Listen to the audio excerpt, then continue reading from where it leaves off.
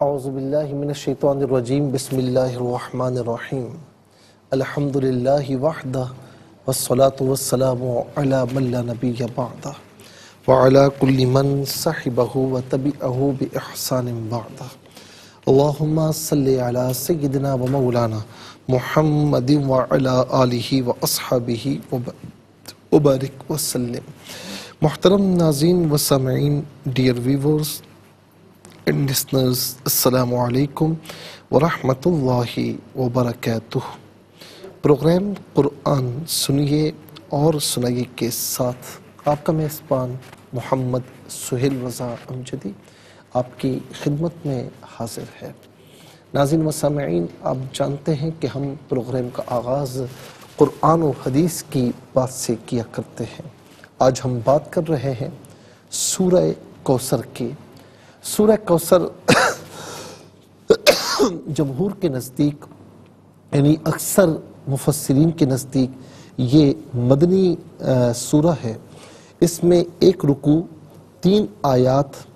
10 کلمات اور 42 حروف ہیں، 42 حروف ہیں۔ ناظرین و سامعین، یہاں پر اس کا شان نزول میں عرض کروں کہ جب حضور نبی کریم علیہ السلام کے صاحبزادے حضرت قاسم کا وصال ہوا، جن کی نسبت سے، جن کی کنیت سے حضور نبی کریم علیہ السلام ابو القاسم آپ کو فرمایا جاتا ہے نا، ابو القاسم یعنی قاسم رضی اللہ تعالیٰ عنہ کے والد، لیکن ان کا بچپن میں وصال ہو گیا تھا۔ تو کفار نے آپ کو ابتر یعنی منقطع النسل کہا، یعنی ان کی نسل ختم ہو جائے گی، اور کہا کہ اب ان کی نسل نہیں رہی اور ان کے بعد اب ان کا ذکر بھی باقی نہ رہے گا، یہ سب ان کا چرچا ان کی زندگی میں ختم ہو جائے گا۔ اور ہوتا یہی ہے ناظرین عام طور پر، اور کفار کے یہاں بھی دور جاہلیت تھا، وہ یہی سمجھتے تھے کہ اولاد جو ہوتی ہے نا، خاص طور پر نرینہ اولاد، تو یہ مرنے کے بعد ذکر کو باقی رکھتی ہے، چرچا بھی رہتا ہے، خاندان کا نام اوپر ہوتا ہے۔ جب حضرت قاسم رضی اللہ تعالیٰ عنہ کا وصال ہوا تو انہوں نے یہ کلمات کہے، تو اللہ رب العالمین نے اس بات کو گوارا نہیں فرمایا، کفار کی تکذیب کی، جھٹلایا اور ان کا ایک بلیغ اور فصیح انداز میں رد فرمایا، اور یہ سورہ کوثر نازل ہوئی۔ انا اعطیناک الکوثر، کہ بے شک اے محبوب ہم نے آپ کو بے شمار خوبیاں عطا فرمائیں، فضائل کثیرہ عنایت کر کے تمام خلق پر آپ کو افضل فرمایا، حسن ظاہر بھی دیا، حسن باطن بھی دیا، اور عالی نسب بھی عطا فرمایا، نبوت و رسالت بھی عطا فرمائی،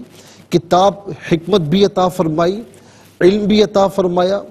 شفاعت بھی عطا فرمائی، حوض کوثر بھی عطا فرمایا، اور مقام محمود بھی عطا فرمایا، اور کثرت امت بھی دین کے دشمنوں پر غلبہ بھی عطا فرمایا، کثرت امت بھی عطا فرمائی، کثیر فتوحات بھی عطا فرمائی، بے شمار نعمتیں اور فضیلتیں جن کی کوئی انتہا نہیں، اللہ رب العالمین نے وہ تمام چیزیں آپ کو عطا فرمائی۔ ناظرین و سامعین، اس پر میں انشاءاللہ عرض کرتا ہوں، لیکن ہمیں جانا ہے بریک کی جانب، کہیں جائے گا مت، ملاقات ہوگی مختصر سے بریک کے بعد۔ ویلکم بیک ناظرین و سامعین، بریک سے پہلے میں عرض کر رہا تھا کہ فَصَلِّ لِرَبِّكَ وَانْحَرْ۔ اچھا، پھر یہاں پر جب یہ فرما دیا کہ محبوب ہم نے آپ کو خیر کثیر، اب خیر کثیر سے کیا کیا مراد ہے وہ سب ہم نے آپ کی خدمت میں عرض کیا، یعنی تمام جو خوبیوں کی، جو تمام خوبیاں ہیں، فضیلتیں ہیں، نعمتیں ہیں، برکتیں ہیں، رحمتیں ہیں، ان سب کی جو انتہا ہے، وہ ہمارے تصور میں نہیں آ سکتی، وہ اللہ رب العالمین نے اپنے محبوب کو عطا فرمائی۔ فَصَلِّ لِرَبِّكَ وَانْحَرْ، تو تم اپنے رب کے لیے نماز پڑھو اور قربانی کرو۔ ناظرین، کفار کیا کرتے تھے کہ بت پرستوں کہ جو عام طور پر، یعنی جو بت پرست تھے وہ بتوں کے نام پر ذبح کرتے تھے، اور اس آیت کی تفسیر میں یہ بھی قول ہے کہ نماز سے نماز عید مراد ہے۔ تو یہاں پر ایک تو یہ بتایا کہ نماز پڑھو تو اللہ کی بارگاہ میں جھکو، جھکنا ہے تو اللہ کی بارگاہ میں جھکتے ہوئے نماز پڑھو، ونحر، اور جو ہے وہ یہ کفار یعنی جو بت پرست ہیں یہ بتوں کے نام پر ذبح کرتے ہیں، مسلمانوں تم اللہ کے نام پر ذبح کرو۔ اور ایک روایت یہ ہے ناظرین کہ فَصَلِّ لِرَبِّكَ، اس سے مراد نماز عید الاضحیٰ ہے، وَانْحَرْ، اور اس سے مراد عید الاضحیٰ کی جو قربانی ہے جو صاحب نصاب پر ناظرین واجب ہوتی ہے وہ مراد ہے۔ إِنَّ شَانِئَكَ هُوَ الْأَبْتَرُ، اور یہاں پر ناظرین جو فرمایا کہ بے شک جو تمہارا دشمن ہے وہی ہر خیر سے محروم ہے، آپ کسی خیر سے محروم نہیں، کیونکہ آپ کا سلسلہ قیامت تک جاری رہے گا، آپ کی اولاد میں بھی کثرت ہوگی۔ مجھے بتائیں ناظرین کہ آج آپ کو سادات کتنے مل جائیں گے، لیکن جو آپ علیہ السلام کے دشمن تھے، چاہے وہ منافقین کی صورت میں ہو، کفار کی صورت میں ہو، ان کی اولاد میں آپ کو کوئی نظر نہیں آئے گا۔ تو فرمایا کہ آپ کی اولاد میں بھی کثرت ہوگی، آپ کے متبعین سے دنیا بھر جائے گی۔ آپ دیکھیں کہ ناظرین دنیا کا کوئی مذہب اٹھا کر دیکھیں کہ چاہے وہ یعنی کرسچینٹی ہو، یعنی کرسچنز ہو، ان کا مذہب تقریباً 2000 سال پرانا ہے۔ پھر ناظرین اہل یہود کا جو مذہب ہے وہ اس سے زیادہ پرانا ہے۔ ہندو مذہب تقریباً جو ہے وہ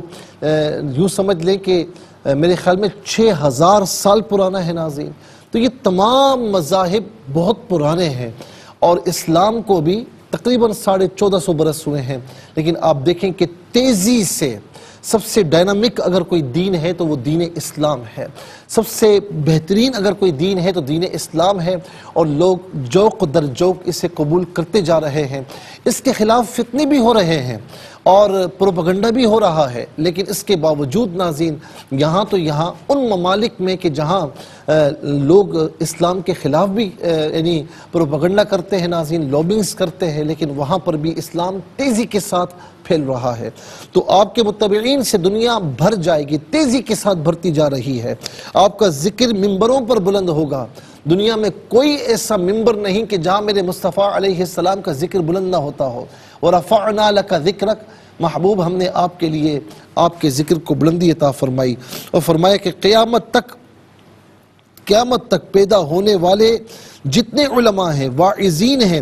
تو وہ اللہ تعالیٰ کے ذکر کے ساتھ آپ کا ذکر کرتے رہیں گے۔ بے نام اور بے نشان اور ہر بھلائی سے محروم تو آپ کا دشمن ہوگا۔ آپ تو وہ ہیں کہ جنہیں اللہ رب العالمین نے ہر خیر کثیر عطا فرمائی، اور اس کی انتہائیں